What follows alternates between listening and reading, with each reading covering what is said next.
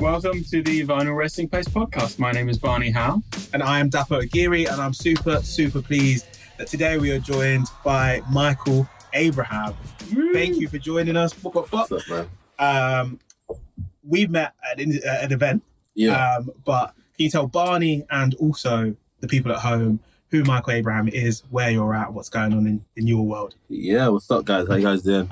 So Michael Abraham is basically a pop star. Love that. When I say pop star, I hope you don't get it misconstrued with the generic idea of a pop star. I'm trying to kind of revolutionize what it means to be that, and just do things my way and not really stick to the structure, like the pop structure that we're used to and stuff like that, or just being daring.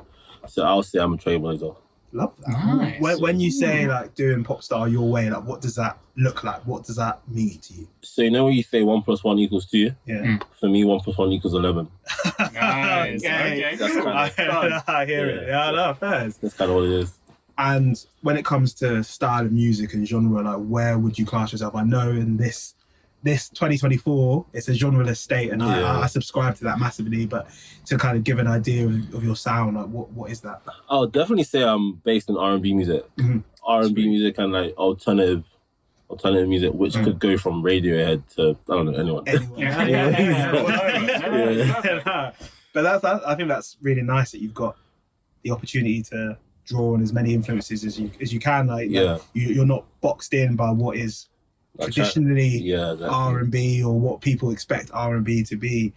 We probably haven't spoken about this. How long have you been kind of performing? How long have you been making music? Like how far that journey are you along? Oh man, so that's a funny question, because when you say making music, you mean like being an artist or just Give me dabbling? both. Okay, so I'll start from the top then. I learned music at a church, my dad's church. Oh, nice. So I learned piano and drums. Okay. So I used to play when I was younger.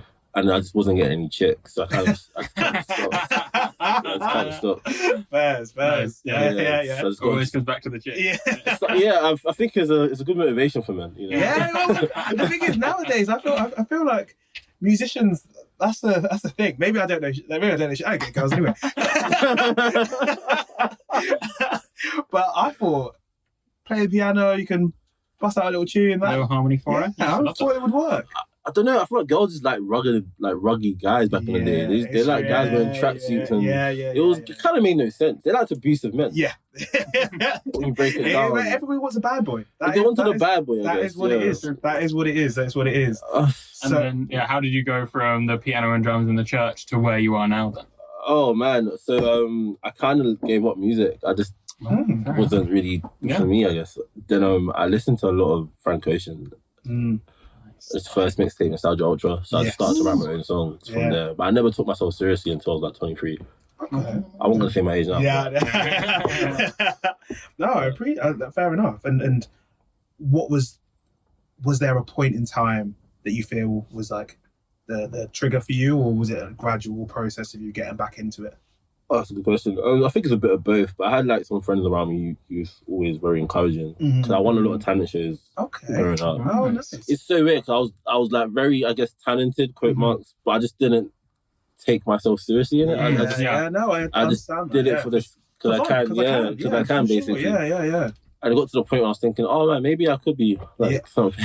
And that's such a big thing, I think, as well, is like looking at it as a career. Like, I think it's very easy when you are like that performer person to just perform. Like it's something that you do, but actually looking at it and taking yourself seriously and trying to consider what options and avenues you can go down is a lot more of a thought process than maybe people give it credit for. Absolutely. Like I think we all know loads of talented people who are, and they're going to be talented for the rest of their lives, but it's not necessarily the pathway that they wanted to go down or that they saw that they could. Exactly. And if you don't make those conscious decisions, those conscious efforts to do it, then it's not going to happen. It's not going to happen for you. No, I respect. I always say it, especially now. Context. So the event that Mike and I met at was like a magazine opening, like a launch party for Jetzine. Yes. Jetsy, friend of the podcast, and it was a great event. But I remember talking to someone on the night, and the biggest thing we all said, like the acts were all really talented, and they all came on and did their thing. And I think one of the nicest things was that everybody kind of backed each other. Like there were 3 or 4 different artists who didn't really have like any connection to each other. Everyone stayed through, like their whole group stayed through to watch everything through. But you respect everybody who gets on stage and is doing the thing. Like everyone's super talented and everybody has their lane. But to actually put yourself out there and start doing it and trying to book shows and gig like that is very commendable in my it can be a daunting task as well because you get a lot of no's and a lot of for overpriced venues and stuff like that. So it just really depends on what you're doing. So when I went to that show, that's the first time I actually met him. Oh really? Yeah. Oh man, you did? Mad. I don't really actually remember how we know each other. It's just one of those. It's just one of those things that happen. Yeah. That was the first time I met him, man. He was so cool. He was a lovely night. He's a really cool guy. I agree. He's cool, man. But I do agree with you because it's literally like being an artist is. I don't know. I feel like anybody can actually do it if you really want to do it. But there's a lot of sacrifices that come with it, and that's the thing. It's tough, man. It's not easy. It's not. That's like it's big sacrifice, but the rewards are there, and it's like whether you are willing and able to make those sacrifices in time to reap the rewards, and it may be tomorrow, or it might be in 5 years. Do you know what I mean? You never know. And you never know, but it's trusting the process, continuing down that route that makes a difference. I think you got to be super delusional. Yeah, absolutely. You're with someone that's just the delusion of grandeur that you got to know in your heart you can make it. Because if you don't believe in yourself, then why should anybody else? And the thing, sometimes you can tell. Like you can look at somebody and feel like, I can tell you're not really too sure about yourself yet. Yeah. And it's one of the things like we say it on the podcast as well. Like the way that you are and the way that we are, if we had 1 follower compared to where, fingers crossed, we have 100,000 followers, should be exactly the same. There shouldn't be any transition in what I'm doing because we're already doing the thing that we want to do. It's about building the audience and following out there. I think it's slightly different with performing because as an artist, you grow. As an artist, you develop, your influences change. But like the way you present yourself, the way you carry yourself should be the same as at the start as it is at the end, at the end goal. So no, I rate that. And I think, to be honest, for yourself, like your performance did stand out. Like I remembered it because you did carry yourself like you said, like the Popstar. Like you know what you're doing. Yeah. Sometimes I feel like people think I'm so cocky. Cocky and confident. There's a fine line. And if you can back it up, then go for it. I play a lot of sports, and I have the same energy with that as well. So it's just it's competing. That's what it is. It is competing. It's a really. I love it. It's so fair. It's a really interesting take on it as well. Yeah, literally amazing. One thing that we love to do is ask people about snacks. So we'll start with the snacks question. I didn't bring any. Yeah, that's all right. That's right. No stress. But your favourite snack? Crisp, ideally. Crisp, okay. No pressure. I like flaming hot Cheetos and what's it. So I like the stick. I think I'll call it sticky. Yeah. The ones that get stuck in your tongue. Yeah. There's like a stigma against those crisps that like no one really knows what they're made of. Like I don't know what what's it is. But he tastes good, you know. I think it's made from something called corn, but I don't know what type of corn. It's what they say it's made from. It tastes good. Yeah, exactly. What's it? Do you know what I really like? What I've grown to like is the giant what's it? You know? Oh They're banging. They are banging. They're huge. And you know when what flavour though? Normal, classic, always. Original. The original, the cheesy one. Cheese and onion. Just the. I think they're just original cheese. I don't know, but the orange ones, the normal what's it? Normal what's it? Oh no, okay. Yeah. Those are my favourite. I'm honestly not 100% sold on the Flaming Hot Cheetos. No. I like them. There's many versions of it. I haven't tried all of them. Because you have to order it. Because obviously, you can't. American. This is the thing. But is it because they're rare that people think that they're so good? Do you know what I mean? Because you can't have it. I think that's why I like it. Yeah, because it's a special thing. It's a special flavour. Yeah. You can't get it anywhere else. It's like gold dust. Yeah, exactly. Kind of like Hershey's. I never used to like Hershey's, so I realized no, there's actually Hershey's nowhere else. It's just like Hershey's drought. Hershey's the cookie cream one, the banging. White. Yeah. Banging. It's so nice. Banging. Yeah. It's diabetes. Literally. But it's still nice though. They're good choices. And our things are to give you the context of why we do it. So I have a theory that when like you meet someone for the first time, you can tell a lot about them by what their crisp choice would be. So that it's a very loose theory. There's not much science. It's a pseudoscience. Yeah. It's a pseudoscience. So what's the correlation? Tell me. Yeah. So it's a good question, Dapo. It's a good question. Yeah, no, normally people don't ask me that back. No, I think so. There are certain crisps which are like sociable crisps. There are certain, so like for example, like even though I don't like the flavor, like a salt and vinegar, for example, that's like classic. Yeah, like anybody. Everybody likes, or like a Doritos chili heat wave or Sensations. Yeah, those are just like classic normal. You've got the antisocial crisp, where this is someone who doesn't care about the rest of the world. They'll be eating cheese and onion, or like sour cream and chive in a public space. Like that is. How can we travel that smelly? It is so smelly, but I'm that guy. I gotta defend my people. I like the flavors, but they're a very personal thing. And then you'll have gum with you, I think. Yeah, you'll have gum or little one of those breath spray. Yeah, facts. Or the bland. Someone who's just a straight original. Did you see? So it gives you an insight into the personality. Your reaction every time proved my point. But now it's just a little way for us to ease into. No, so funny. I judge people who drink original Lucozade. The original ones. Yeah, the original. Because they taste like static. Yeah, I just look at you funny. Because most shops don't even sell them anymore. Like you've only got like Lucozade Sport. Lucozade Sport bangs. Yeah. The original one is tough. The orange one is. It tastes like medicinal. Yeah. It tastes like just a bit. It's like Fanta that didn't make the cut. Yeah, basically. They were like, Or when you go to Nando's and then you get the like end of the or any drinks machine, you know, when you just get the carbonated water and then the syrup runs out, so it just tastes like kind of off Fanta. That's what it's like. That's basically diluted fizzy drinks, isn't it? Exactly. Weird, right? Why do that? Who asked for that? Who asked for that? This isn't a budget. Well, unfortunately, at some point we do have to talk about music on the podcast. Sorry. That's what everyone wants. We always get lost in Snack Chat. But we talked about you. You're a pop star. You're a trailblazer. Sir. You're a big what's it guy. You know. But what is your vinyl resting place album? What is the album you're taking with you to the grave that's important to you? I hate questions like this. It's a big question. I can't pick one. You got to pick one. If I pick one today and I change it tomorrow, that's fine, right? Yeah. So, okay, cool. I'm gonna go with Prince's Purple Rain. Oh, okay. Yeah. Okay. There's only 9 songs on there. Yeah. There's no skips for me, so I can listen to it back. You know what I mean? Back to forth. That is. We rarely get kind of like throwback albums. I know we did Carole King. Yeah.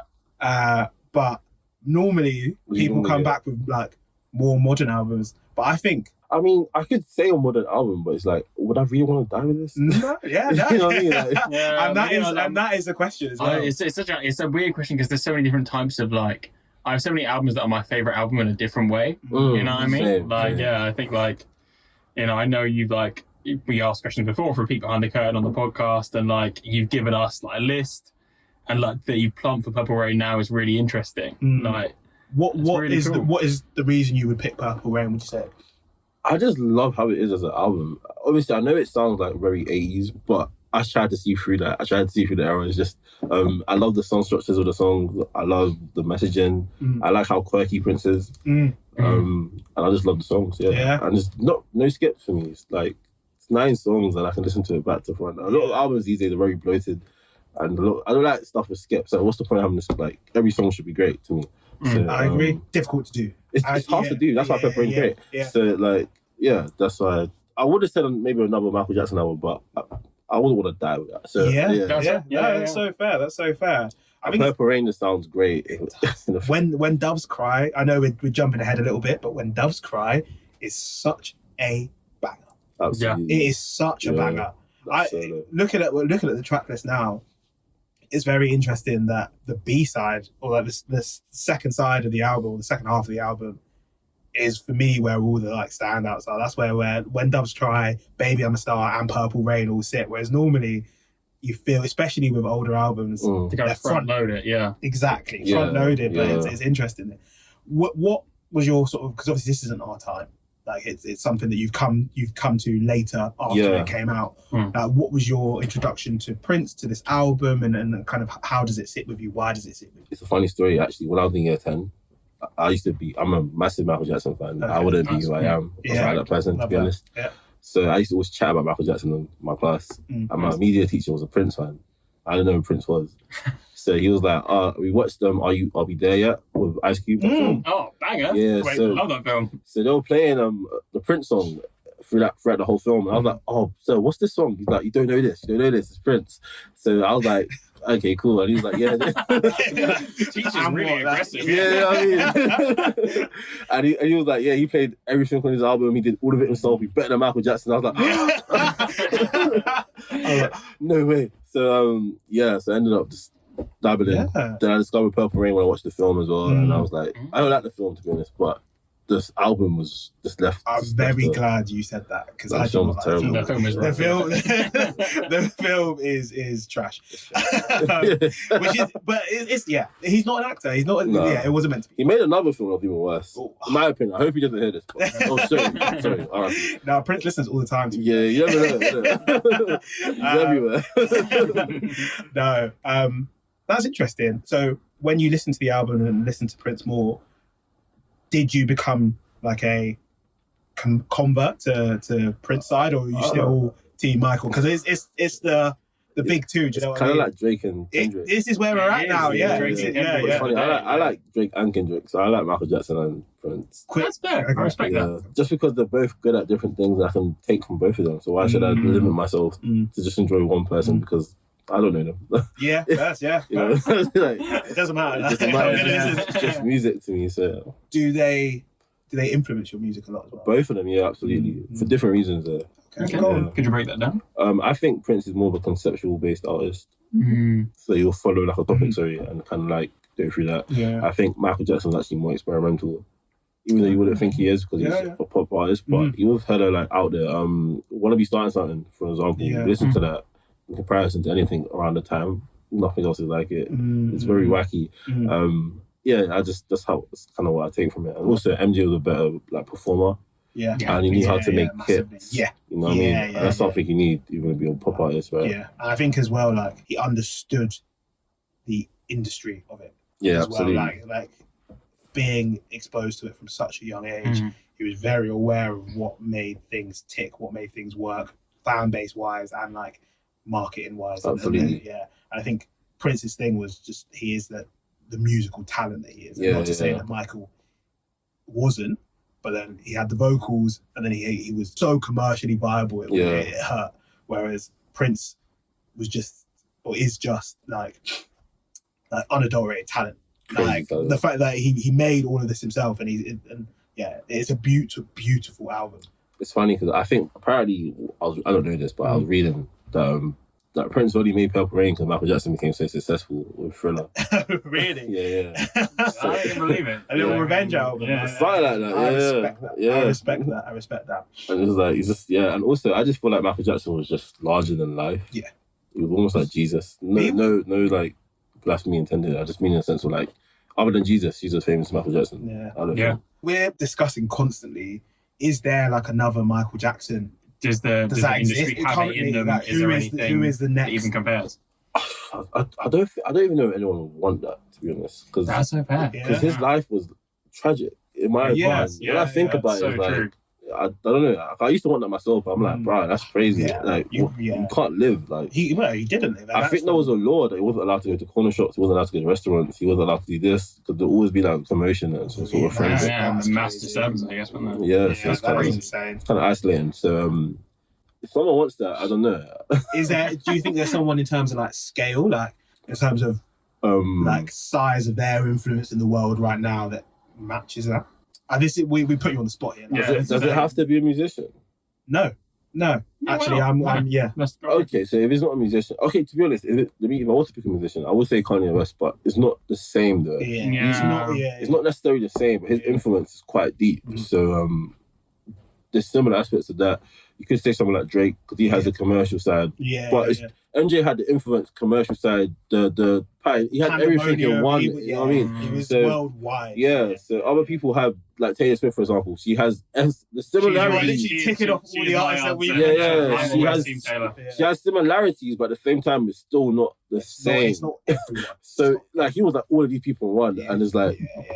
That's the difference there. I don't think anyone should want that. Man. No. I don't know, man. We're in the same boat. I don't think it could ever be completed. There's also, I think, as well, we're in a world where there are so many more like things that are grabbing your attention, right? Whereas when Michael Jackson came to the fore, like media was so restrictive in comparison to what it is now. You were like radio and MTV. Exactly. So you didn't have the opportunity to be looking at YouTubers or streamers or whatever, or watching sports from a different country and all these things. So what you saw was what was disseminated by major media outlets. And there was a point in time where all major media outlets were just blasting Michael Jackson. And that was it. Like, that was it. He was news. Him coming to your country was news. Yep. Like, that doesn't exist anymore. No, it's crazy. He was actually anointed as a king in an African country. I don't remember where it was though. Really? I think I do remember. What? I think I do remember. Like 1989 or something like that. Yeah, I think I do remember this story. That's insane. I'm Googling it. He was, so his level of just reach is, I don't think will ever be touched. No one else will ever be, you know what I mean? It's just, you can come close to it if you want. Yeah. But I think Drake is close. But Drake doesn't have, I hope he doesn't get offended, but it's just not, you know what I mean? Like, Michael Jackson did the moonwalk. Yeah. You know what I mean? Like, Drake has a Tusi slide, but he didn't even make the Tusi slide. But to be honest, neither did Michael Jackson. But Michael Jackson added like elements. He had a white glove. It's just Michael Jackson, so the iconography, everything did it about louder and funnier. Do you know what I mean? Like he made it what it was. I know it wasn't the first one to make the dance, make the move, but he made it an iconic thing. And even to this day, there's a lot of impersonations. Facts. Yeah. Even the modern day artists that we love, everyone thought he is the standard. There will be no like music videos the way it's presented if he didn't do what he did.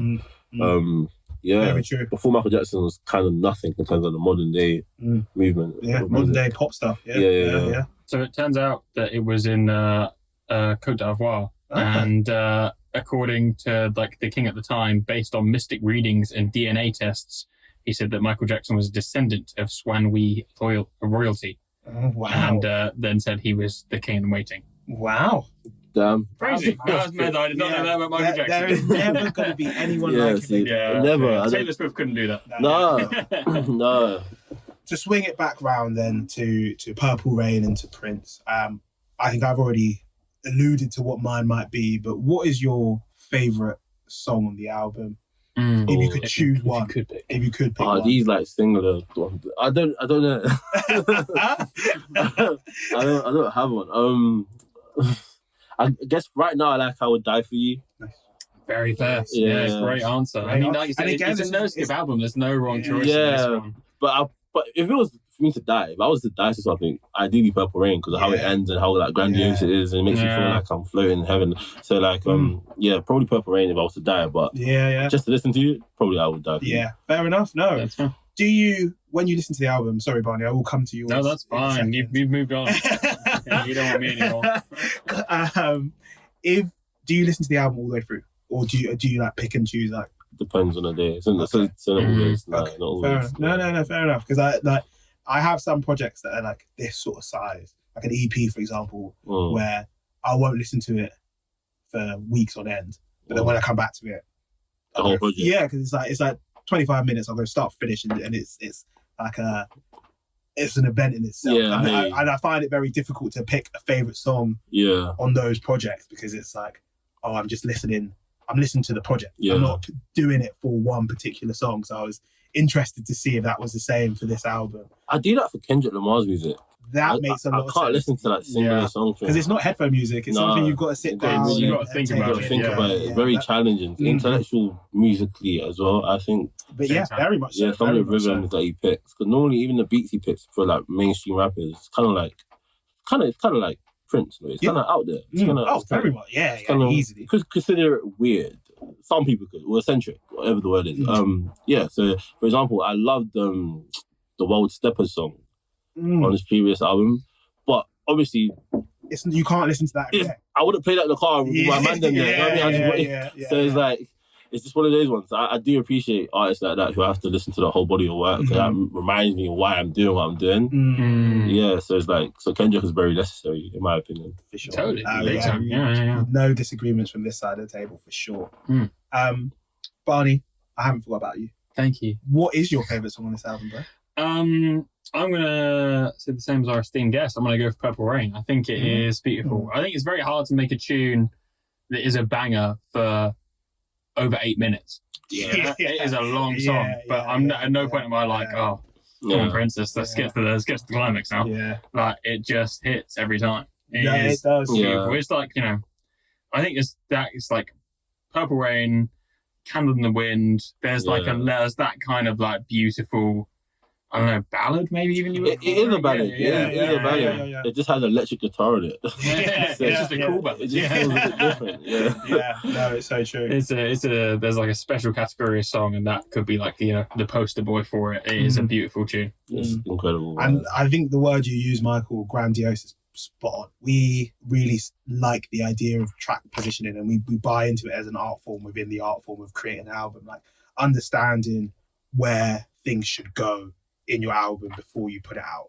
And to make Purple Rain, make it your titular track, and then put it at the end of your album as this final send off, this that crescendo to the whole beautiful project you just put out. It is genius. It's genius, man. That's very cool. Yeah. And obviously, we weren't alive. I'm assuming you're all in your channel. So we weren't alive. But when I do watch the YouTube videos with that era, when he ends the show with Purple Rain, and sometimes it rains. I'm joking. He's got a hose. But for the Super Bowl performance, I know you've seen that one, but it actually was raining when he performed it. Yeah, Super Bowl. I went 2007. I went down a rabbit hole of Super Bowl performances and Prince. So I've been watching them just in my own time, because I watched the Usher one at live, and then I was like, oh, I haven't seen a few of these in a while, and then I showed my mates the Mary J. Blige, Snoop Dogg, Eminem, Dr. Dre, like that one. So I showed them that one, and then it kept coming up on my YouTube. The Prince one is insane. It's so, and like also like, I know it's not that long ago, but it was 2007, right? Yeah, I think so. The production value, that's mental. Is crazy. Yeah, it's Prince really wasn't young then as well. He was in his 50s. He was in his early 50s. Crazy. And it rained while he was performing Purple Rain. It's like, God was like, yeah, you're blessed. You got this, man. Insane. I'm gonna go with When Doves Cry. That's your favourite? That's one of my favourites too. I could have picked that one if you didn't pick it. So. That tune, and I think we've all touched on it. The fact that he's like playing all the instruments himself is insane, because this track is so complex. It's so layered. It's layered. It's like textured. It's all over the place, and it's just like I can't even imagine being part of a band that put that song together. But for you as one individual to write it, play it, and then to have that vision of being like, okay, I'm doing the drums now, but when there's 7 other things going on, it's going to be great. And the guitar solo at the start is just like blows your socks off. So crazy. So freaking crazy. Yeah. No, there's a funny story about that song. He says it actually sounded a bit different. He took out a bass line. Yeah. I didn't know that. So he stripped stuff back, even though it sounds really complex, it would have sounded like worse. Just took the whole bit. Yeah. It's a crazy man. Like, Prince stories are crazy. I think he might have the deepest bag in terms of like just the amount of songs he recorded. Probably him and Lil Wayne. Yeah. Them two have like a lot of songs they recorded. And I think the thing as well, and obviously there's always going to be exceptions to the rule. Like there's always going to be not skips, but you can't make hundreds and hundreds of great songs. Yeah. But for someone who does have like such a high volume of recorded and released tracks, there's very few where you put them on. It's like, oh, this is awful. And I'm going to hold my hands up.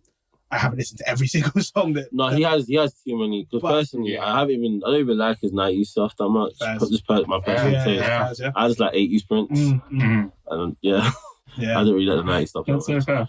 Yeah.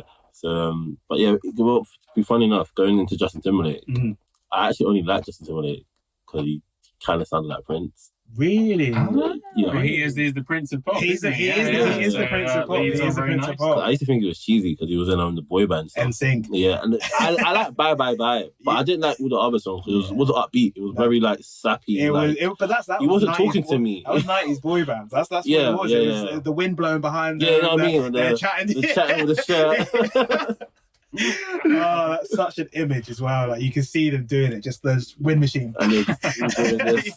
Like, it just wasn't for me. But but when he like left that and did the Senorita, not even that song, it was the one that like I Love You. But maybe he's cool. I think I'm into shit that's cool. Maybe that's what it is. Yeah, I don't like stuff that's not cool. So that's probably why. I don't like stuff that's not cool. So fair. Yeah. I think it's a nice enough segue. Like Justified by Justin Timberlake was one of the albums that we might have had as your final resting place. Are there any others that could have taken that top spot, the other albums that you were thinking about, and then we can maybe go through those recommendations too? So, okay, cool. So obviously I said Purple Rain, then Justin Timberlake's Justified. Yeah, we're going to talk about that, don't worry. I like to come back to that before. I love D'Angelo's Voodoo. Yes. Yeah, it's one of my favorite albums. D'Angelo. Frank Ocean's Blonde. Yes. Yeah. I like Biggie Smalls Ready to Die a lot. I mean, you do like cool music. Yeah, and it's crossing genres, but all of them are. To be fair, I'm very genre based, genre less. I don't look at what I do, but what I like. You know what I mean? I don't really. I respect that. Yeah. I love Joni Mitchell's album, the one that has the blue cover. What it's called, California or something. Or was that the wrong? I forgot what it's called. Sorry. No, but I mean, we got our computers here. It's called Blue. Is it called Blue? Okay, yeah. I love that album. That's an incredible album.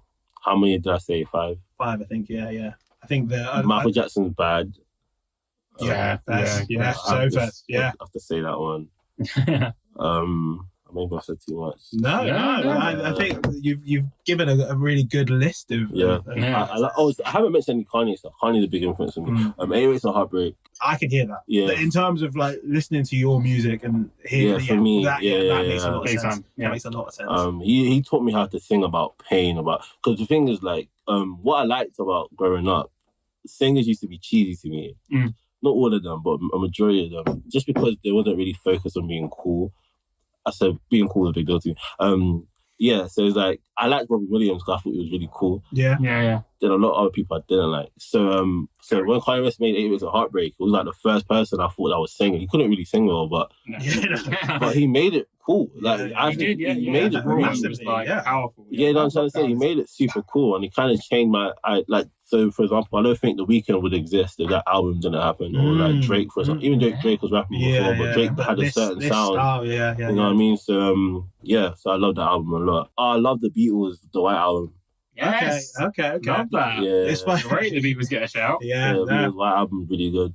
Beautiful album. Not one of their like most shouted ones as well. I think that's it's better than most of the shouted ones, mate. Okay. I think that's the best body of work. It's very bloated. That's the issue, isn't it? It's a fat album. It's a fat album. It's a fat album. But you're gonna find pieces on the album that's just like, yeah, it's tough to beat, man. Yeah, no, I hear it. I do agree. Like, I'm so tired.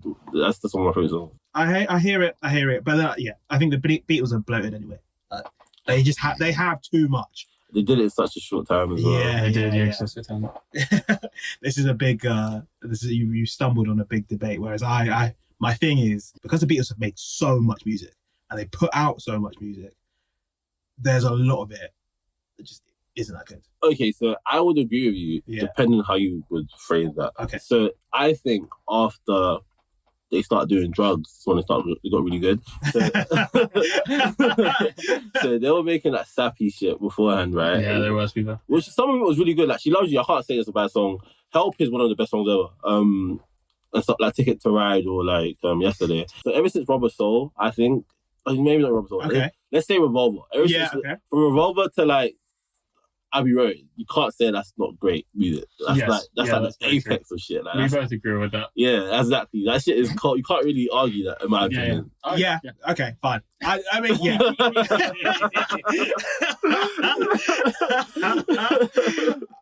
I'm not a massive fan of Revolver, personally. You don't like Revolver? That's what I'm saying. Yeah, I get it. But like, as like what's there not to like?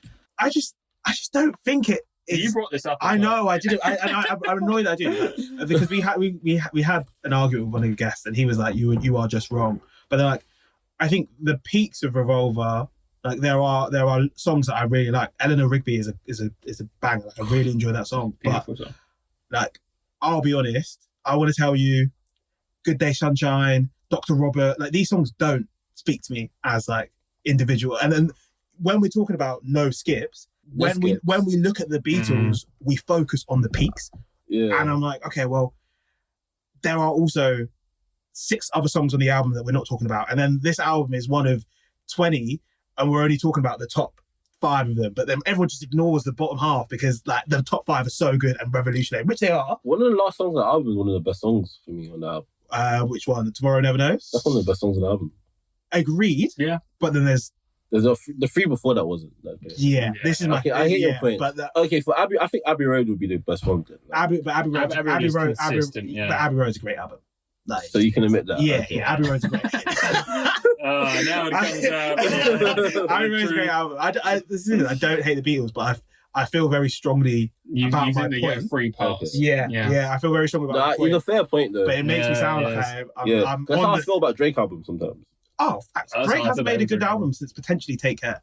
No, Nothing Was the Same was good because that was really good. Nothing Was the Same. And even if Reading Is Too Late, it's very concise. There's not that many skips on the album. We actually have a we have a If You're Reading This It's Too Late episode out. Watch it.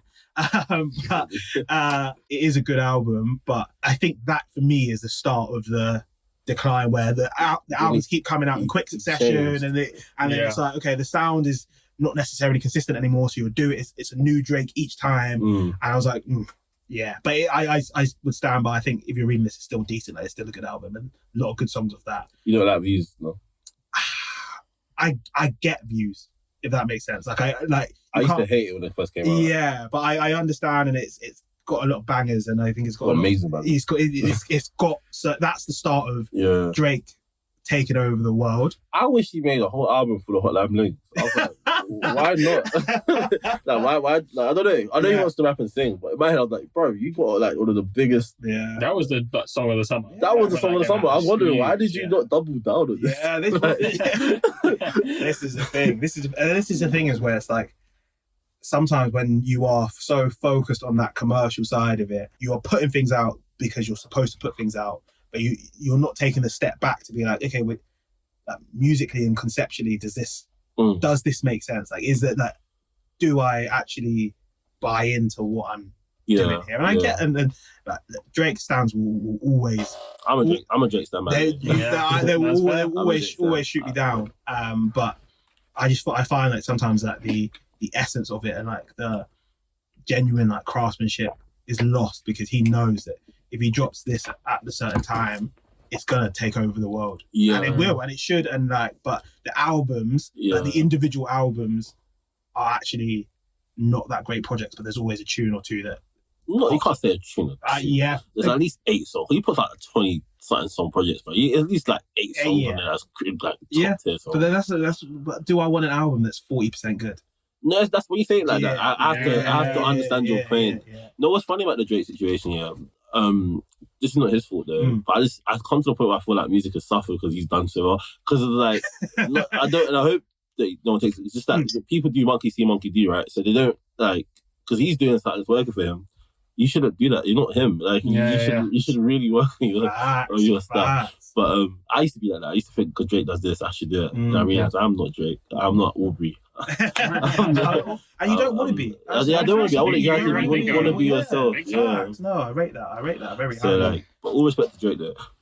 But I do feel like, because I think the same thing happened with Michael Jackson. Because Michael Jackson was doing so well. Next thing you know, all the singers started to dance when they're not really dancers. Yeah. And it's just like find your lane. Yeah. And I think, like, funny enough, all the people that we've just touched upon, like, by chance, starting with Prince, Beatles, Michael Jackson, Drake, a lot of what has made them the stars that they are is the revolutionary piece, right? Like, it's doing the thing that is not been done before, doing the thing that is like uniquely them to an extent before the trend has come, and then it takes off because they've done it and no one's seen it before. Yeah. Whereas if you're constantly trying to like follow the crowd and then you're never gonna get lost in the crowd. Exactly, because there's 100 people doing the same thing trying to be like them. I'd rather stick out as a soul fan. 100%. Big time.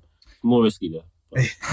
High risk, high reward. I'm very keen to talk about Justified a bit more. I think it's I'm down. I really want to. It was one of the ones you highlighted to us before you came on today. Yeah. And you said obviously Justin is kind of like somewhat of a modern day Prince. Absolutely. Is there anything else in particular that attracted you to this album? Do you have any personal connection with it? Like, what's the story there? So it's everything's done back to childhood. That song, I think the album came out 2003, 2002. It was 2002. Yeah, I was a kid. I don't actually fully remember everything, but I remember seeing it on TV. I don't know even what the album was. I just remember seeing the Rock Your Body video. Yeah, come on. The Crime River video. Crime River was the last one as well. I used to sing to that song in the shower. And like, yeah, you know what I mean? I used to sing to that song. Classic. And like, I Love You. And those 4 videos, I used to always watch it to the point where my father got me Justified album and the CD. So the first ever albums I got was Justified, College Dropout, the Outkast album, and the Usher album. Might have been Confessions. Yeah, that's that period of time. Good album. Yeah. But that was on TV. It was all the stuff on TV at the time. So So and I ended up loving Pharrell. And I had no idea he was the one who producing. So when I figured that out, I was like, I love this album. I was like, I love this shit. Then I found out that most of the songs that Pharrell had a part with in the album were actually for Michael Jackson. So he wrote it in the perspective for, this is Michael's gonna sing it like this. So when Justin's like, goddamn, but I don't mind. You can imagine that Michael Jackson singing that. And when I figured that out, I was like, oh my God, I love you. You know what I mean? So, I didn't know they were so closely connected. That's so MJ said, because he called, apparently Pharrell did the interview when he said, he tried to get MJ to sing the songs, and MJ called him saying, yo, you sound too much like me. So he doesn't want to work in it. Nice. As the producer credits on this, there's Neptune's, Timbaland, and Brian McKnight, which is just crazy. It's insane. It's insane. It's insane. But which one did Brian McKnight do? Was it the ballad? Yeah. I think it was 2 songs actually. I think it was let me check. I think it was Last Night. He did Last Night. Let me check. Never Again. Oh wow. Never Again. To be fair, Never Again sounds like a Brian McKnight. Yeah. But it's heavy hitters. Absolutely. That's people who have left indelible marks on the industry, and it kind of shows because honestly, the bangers on this album is insane. The bangers they're big bangers. And I would say big bangers. And this is my thing as well. Like listening back to it and going back as part of like research for the pod, I'd say like 9 of these tracks. As I went back, I was like, oh wow, this slapped. Yep. And that's 9 songs out of 13, and the other 4 I still think are good, but like it wasn't the same like visceral reaction. Yeah. But like that to me is that's what makes a great album. That's what makes a great album, where the highs are as high as you want them to be. There's lots of highs, and then I say it a lot now, the floor is still high. So the worst, if the worst tune. What was the songs you didn't think like kind of matched? What didn't land? Still on My Brain probably wasn't. That's what I was going to I would say that as well. Yeah. Still on My Brain and Let's Take a Ride for me are like the 2. Really? Let's Take a Ride was one of my favourite songs. Really? I love that song. No. But I know I can understand why you wouldn't like it, because when I originally heard the album, that wasn't something I thought about. The one day I was on a bike ride, I heard that song, I was like, oh my God. And it's such a weird thing, and we find it all the time, obviously, doing this and like discussing like people's music choice. And obviously it's all subjective and all of that. But it can be very difficult, because I'm saying like I don't like it, but I'm not saying it's a shit song or it's the worst thing ever made. I respect like if I'm ranking it, maybe it's like a 5, and like that's fine. But then when people hear it and it's their tune, they're like, or it's their favorite tune, they're like, how could you think that? Like, what do you mean? But it's I still rate it. Yeah, it's still good, but it's not on. To be honest, it's a B-side record, so it's like it does its job, you know. And I think the more I listen to music, make music myself, I just prefer the B. Not that I prefer the B-side, but I've rinsed out the hits. That's so fair. So I do find that the more you spend with an album, the later you go in the track listing. Oh, for sure. Yeah, exactly. I agree. But then it's a sign though, because when you ask someone like, "Oh, what's your favorite song of his album?" if they say one of the singles or they say track one, then you're like, You don't really listen. Yeah. Like, if we all came and we were like, oh yeah, Senorita is my favorite song on Justified, we would have been like, is it though? Like, Senorita bangs. But have you heard Take It From Here? Thank you. Couldn't have said it better myself. I think what I'd really like to do as we come to the end is talk a little bit more about kind of what you've got coming up and try and understand like what the outlook is for My Way Round, because I think it's been really nice to understand your influences, and obviously we've listened to your music and I've been introducing Barney. You've got a new fan on the way. Really Thank you so much. You are in the process of trying to start making more music. Are you looking to put out projects? Are you looking to tour more? What's your mindset at the moment? A great question. So ideally, I would want to be an album artist. Okay. So that means I'm not really chasing hits. But I know that kind of sounds like a contradiction because I'm a pop star. So that's what I mean. I'm trying to change the narrative. That's why I mentioned someone like Prince, because he was able to make conceptual albums, but have moments in those albums that are very widespread. So I am working on an album basically. Nice. That's not coming out this year. Okay. But it's coming out early next year. Sweet. Just because I don't want to rush it. Don't, never. Yeah. When it's ready. When it's ready, exactly. And it's gonna be good. I have a show in August that you both should come to. I'm announcing it now. So Love that. my first headline show. Oh, unreal. Wow. Yeah. Sweet. Good Yeah, man. give us the Yeah. dates. No. Yeah. Whereabouts? Where are we? It's gonna be in Hackney actually. So it's gonna be East London, Hackney. Nice. Where- Nice. Sweet. I forgot the venue. That's all right. That's good. Yeah. When we there, we'll find it. Yeah, I'll post it. I'll get it. I'll put it for on sure. social. So, Yeah, That's huge, dude. That's so cool. Yeah, and some people will say I'm a decent performer. I'm not saying I'm good. I can vouch. I see him before. He's a good performer. He's a very good performer. I try my best. Stage presence is off the Oh, charts. thank you so much, Yeah, man. that's one thing I remember because I was speaking to your manager outside. Yeah, I remember that. And that was the same. She was like, I wasn't really looking to take on more people. I wasn't really sure, and I saw him perform. I was like, yeah, we can work with this. And I've got to. And I feel like she prefers my performances to my music. No, honestly, I'm being so real. No, man, she likes both.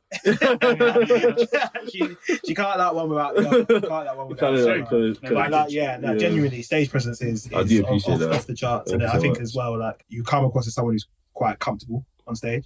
And Yeah. I think like obviously first headline show is on the way, so I don't know what your performing background is like, but often people can. It's nervy. Like I mean, like Yeah, it is. but nervy. you didn't have a shred of that, which is sick to see. Oh no, you didn't present that across. You know what? No, I do get nervous, but you know what it is? I've realized at the end of the day, is like, you're never gonna see me again.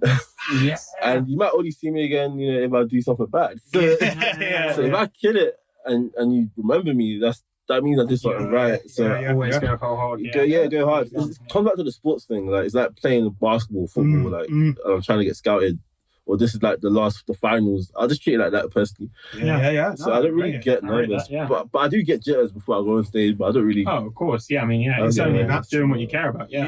exactly. Sure. Yeah, you Yeah. put yourself out there. I don't really. Yeah. No, that's sick. Are there going to be any like project releases or any like singles before the album drop? Or Yeah. I do have some singles coming. Come on. You've just recently dropped one. I dropped. Well, to be fair, it's technically a single, but it's just something I really like. It's just a song that I. I like that. man.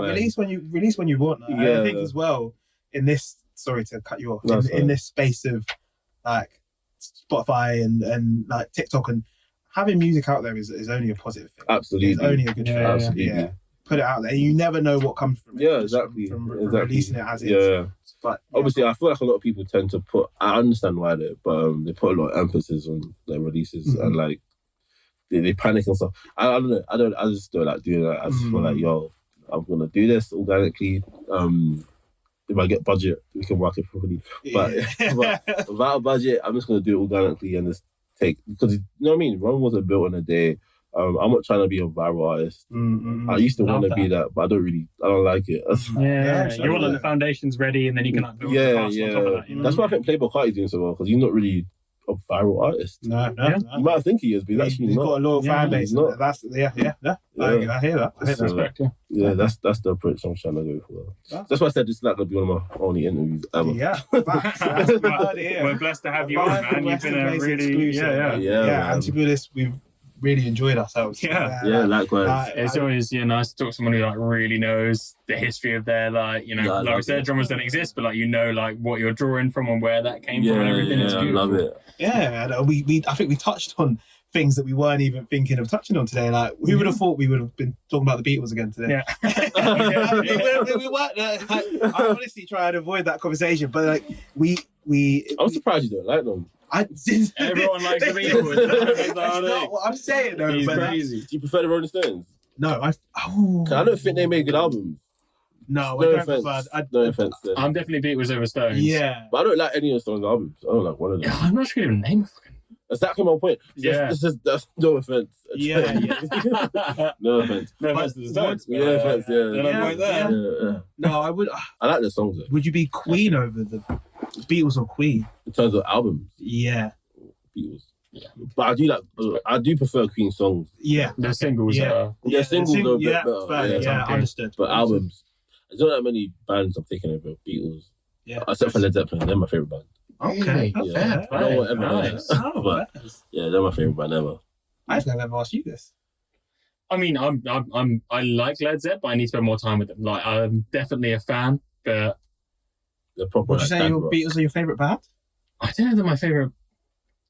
No, the band I respect the most. If you were to tell me, I think they're the best band. Yeah, Okay. and I I'd think say that's the that, fairest assessment. Yeah, fair. Except for live, though, I don't think they're as good as other bands. Like. No, I mean Paul they McCartney were can't pushing it up. There we go. Too You far. say you can't sing. He can't sing anymore, is what I mean. You get up there. You get play with Ringo. But you're saying that, but they retired in the 60s. Yeah, this is what I'm saying. I get it. But then he said he keeps retiring and then coming back, and it's like, bro, This is more you've made your work. money, No, you made yeah, your he's, bread. Like, you are actually just your agent, and that's okay. He's music. Yeah. That's what it is. Yeah, I He get lives and breathes it. That's Yeah. literally, that guy is like the ultimate. Yeah, can he have his passions? Is that like, Yeah, no, He's yeah. not, bro. Literally He's not. actually not like that. This guy's trying to keep Paul McCartney out of music. Yeah, To be fair, you know, he was using autotune like at a release he did with Dominic Fike a couple years ago. I did, yeah. Right, Yeah, right. of course, because can't sing, bro. Oh my god! So uncalled for. No, he can't sing. I'm just poking the bear now. I don't even mean what I'm saying. I don't even mean what I'm saying. Yo, Sir Paul McCartney, don't listen to this. Yeah. I'll be tagging you, Sepple. Your DM's gonna be filled with this clip. He can't sing. Wow. On that note, Michael, thank you so Yeah, much thanks for for having me. joining. Thank you, Honestly, man. It's a real pleasure. you've been a great guest. We've had a good laugh and a been good good chat as well. Yeah, I'm gonna listen to the Beatles now, man. I'm gonna indulge. Sergeant Pepper's. Yeah. Don't get me started on that. Okay, to be fair, that one I can see why. Because to me, all the lists of the greatest albums of all time, Yeah. that was always number one, number two, number three. Yeah. I heard it, I just like, bruh, let's chat shit. Forgive my language, but that's a fucking lie. They're shouting shit, but it sounds good. I'm in it. It doesn't sound as good as their own albums. They have albums, like I can name 3 albums better than the album from the. Yeah, I mean, yeah. I for me personally, it's up there. I think Abbey Road, Sgt. Pepper's for me, but like, I can respect. Okay, I hear what you're saying. I think there's a lot of quality there. I think the what's that album called? Sgt. Pepper's, but it was another album during the same period. Before the film. Was it? Oh, you got the thing. Yeah, I've got all of them up now. Yellow Submarine, Magical Mystery Tour. Magic Mystery. Magical yeah. Mystery. I think that's a better album than Sgt. Pepper's. But they made it around the same time, just that they separated. So you got I'm the Wall with Strawberry Fields. To be fair, there is some fucking Penny Lane. Penny Lane. All you need is love. You just got better songs. You got better songs on there. This might be a better album. Fair, fuck. The first 5 songs. Reconsider, I'm being blown away right now. Whoa. Literally, I listened to the Beatles religiously at one point. I was like, bro, Sgt. Pepper's overrated. No offense to anybody that thinks it's up there. No, and I know what it did for culture. And It's I think all that's subjective, why yeah. they said that. But if you listen to it 20, 40 years later, I'm like, bro, objectively. And that's what I did. And this is where I start. This is why I get, because this is my point. And I think it sounds like I'm being disrespectful, and I don't intend on doing that. Mm-hmm. But they were so revolutionary, and like for the time, for now, they mean so much to music, and that you will never, ever, ever be able to take away. But like sometimes you just call a spade, and you say that it's okay that it's not that amazing. That you can't have. Look how many albums they have. You can't have. They don't have bare albums. 50 albums, and they're all good. That's not 50. Yeah, I know. Future got more albums than them. Future's not as good as the Beatles. No, he's not. My take on Future is probably going to be my take on Future is probably going to get me even more hate. So I don't need that today in terms of Future albums. But shout out to Future. Me and him share a birthday, so me and him are twins, and Joe Biden. That's the trio. That's the Three Musketeers. Three Musketeers right there. Thank you so much for listening at home. Yeah. Thank you, Michael, for joining us. Thank you so much. We will have all his socials and all the details for the August show on the description. Best show alive. Best show. Do you see what I mean? He's ready for it. He can go tomorrow. If you really, if the pay was right. Yeah. Because tomorrow's price is not today's price. Yeah, absolutely not. I love that. I'm Dapo Agiri. I've been Barney Howe. Thank you so much for listening. Thanks so much. Appreciate it. Popstar out.